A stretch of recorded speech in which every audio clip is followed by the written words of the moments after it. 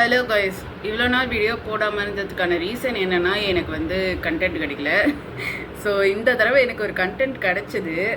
அதோட ரிவ்யூஸ் பார்த்தப்ப என்னடா இது ஒரு கொரியனாக இருக்கும், இங்கிலீஷ் மூவியாக இருக்கும், இங்கிலீஷ் சீரீஸாக இருக்கும்னு நினச்சேன். இது என்ன தமிழ் சீரீஸ்ன்னு சொல்லி சில பேர் சொல்லிட்டு இருந்தாங்க. அப்போ தான் என்ன சீரீஸ் இதுன்னு சொல்லி பார்க்குறப்ப தான் இந்த சீரீஸை பற்றி எனக்கு தெரிய வந்தது. இதை ஸ்பான்சர் பண்ணுறவங்க வெப்டோனுன்னு சொல்லி இந்த மேங்கா சீரீஸ் எல்லாம் பண்ணுறாங்கல்ல அவங்க, அப்புறம் வாட்பேடுன்னு சொல்லி ஒரு நாவல் ரைட்டிங் வெப்சைட் இருக்குது, அவங்கெல்லாம் இதை ஸ்பான்சர் பண்ணியிருக்காங்க. இதோட வெப் சீரிஸ் பார்த்தீங்கன்னா must date the play boy அப்படிங்கிறது தான் வெப் சீரிஸ். இது ஆக்சுவலி ஒரு தமிழ் பீப்புளோட ஒரு ஸ்டோரி. இது ஒரு கொரியன் கிடையாது, ஒரு இங்கிலீஷ் கிடையாது. இது ஒரு தமிழ் பீப்புளோட ஒரு ஸ்டோரி.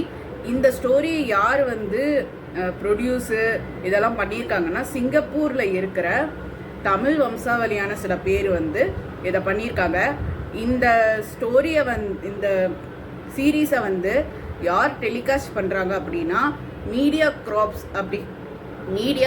கிராப்னு சொல்லி ஒருத்தங்க அவங்க டெலிகாஸ்ட் பண்ணுறாங்க. இதே மாதிரி அவங்க நிறைய தமிழ் சீரீஸ் வச்சு ஃபாரினில் இருக்கிற பீப்புள் எப்படியெல்லாம் வாழ்கிறாங்க, அதுவும் தமிழ் பண்பாடோட தமிழில் பேசுகிறவங்க எப்படி அங்கே இருக்கிறவங்களோட அங்கே மிங்கிள் ஆகுறாங்க, கொஞ்சம் மாடர்னாக அவங்க எப்படி இருக்காங்க ஆக்சுவலி.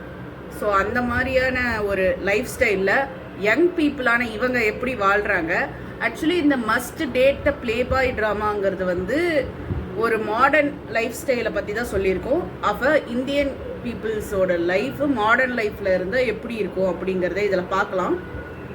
இது மஸ்ட் வாட்ச்ன்னு தான் சொல்லுவேன். ஐ ஹோப் இந்த சீரீஸ் கொஞ்சம் வேர்ல்டு வைடாக ஃபேமஸ் ஆனால் நல்லாயிருக்கும்.